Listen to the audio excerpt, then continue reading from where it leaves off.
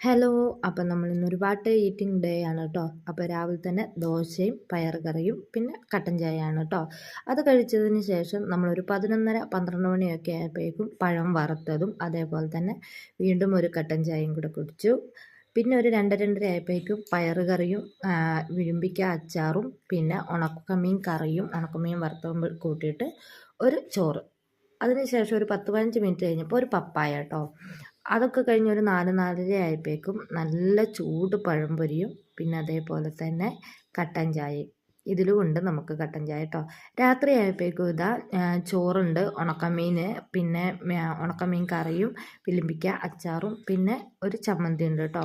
ഇതൊക്കെയായിരുന്നു രാത്രിയിൽ. ഇത് കഴിഞ്ഞതിന് ശേഷം വീണ്ടും നമ്മൾ വൈകുന്നേരത്തെ പഴംപൊരി ഉണ്ടായിരുന്നു. പഴംപൊരിയും ചായയായിരുന്നു കേട്ടോ. രാത്രിയിൽ ബാക്കിയുള്ള പഴംപൊരിയും കഴിച്ച് ചായയായിരുന്നു. അപ്പോൾ ഇതായിരുന്നു നമ്മുടെ ഇന്നത്തെ വാട്ടർ ഈറ്റിംഗ് ഡേ.